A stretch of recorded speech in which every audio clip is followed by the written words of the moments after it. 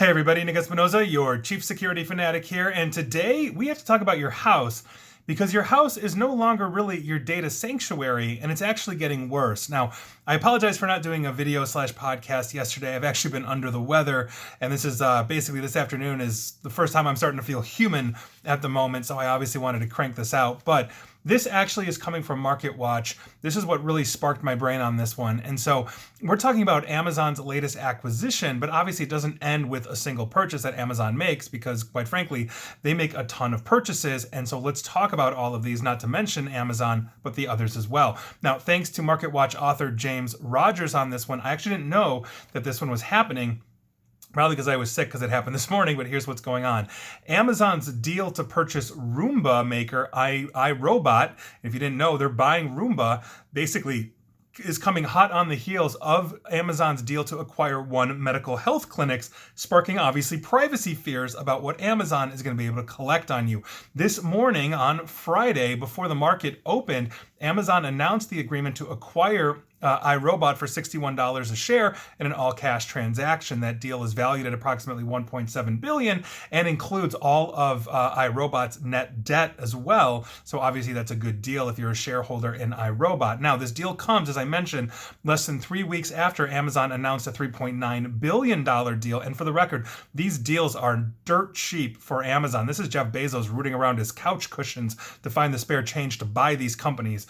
But like I said, this comes 3 weeks after Amazon bought One Medical, basically aka One Life Healthcare Incorporated, which, as I mentioned, also has privacy concerns in and of itself for that $3.9 billion deal. Now, interestingly enough, there are some really good quotes in MarketWatch, which is why when I went looking and sourcing this, I decided to crib very heavily off of MarketWatch because I thought he had some good interviews here or some just good information that he had collected. Because according to Robert Weissman, who's a president of the consumer advocacy group organization known as Public Citizen, he said the last thing that that America and the world needs is, and I quote, Amazon vacuuming up even more of our personal information. This is not just about Amazon selling another device in its marketplace. It's about the company gaining still more intimate details of our lives to gain unfair market advantage and sell us more stuff. On top of this, Raoul Pal, he's the CEO of Global Macro Investor, totally nailed it when he tweeted this out. And I quote,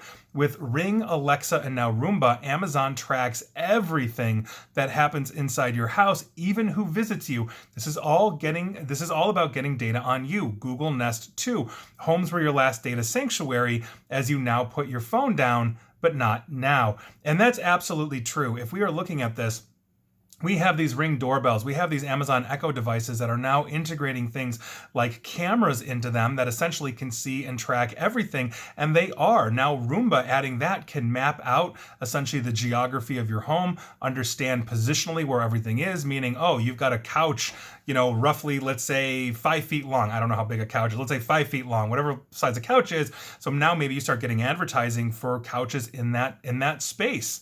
Those are things that essentially they are talking about. They are looking at. Let's say you're wearing a t-shirt for your favorite band and you walk by an Amazon Echo, and they actually have an Amazon Echo skill. I think it's one specifically for clothes that will basically measure out your body, understand who you are, understand what you wear, and then make suggestions. So when you're walking by that Amazon Echo with that camera and it sees your, Metallica t-shirt on, guess what advertisements you're getting? Metallica CDs and concert tickets and everything else.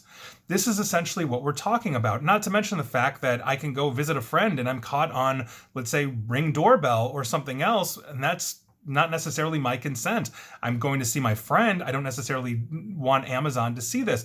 Google Nest is no different as well. If you recall, Google Nest was actually, or Google, I should say, was caught putting microphones in Google Nest devices, and basically they were not part of the schematics. When somebody tore one down and saw this, Google said, oh, that's our bad, that's our mistake, the camera's dormant, it was there for possible future need, whatever that is. This is what I'm talking about here. As we continue to put these things in place, we continue to map out our lives. We continue to have less and less freedom. There was also the case of a woman in Portland, and I will leave you with this.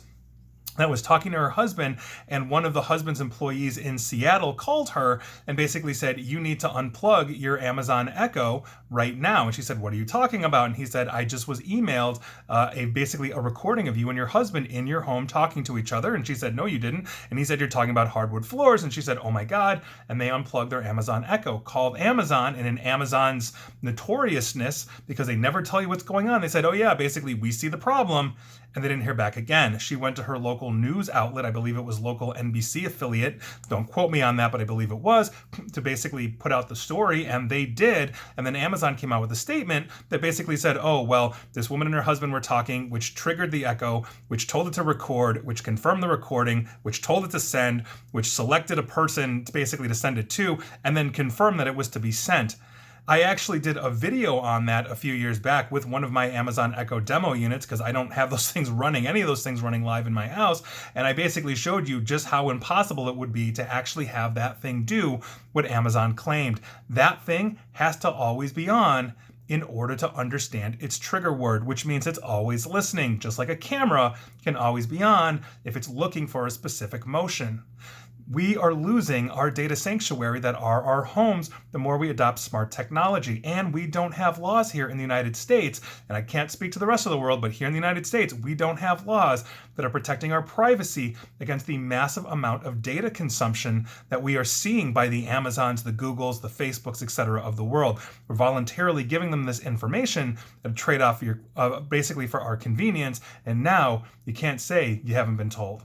And please like, share, follow me here on Facebook and Twitter at NickAESP, where obviously you will be data mined. Same with YouTube as well, which is a Google entity. And as always, stay safe, stay online, and please attempt to stay private. Thanks, everyone.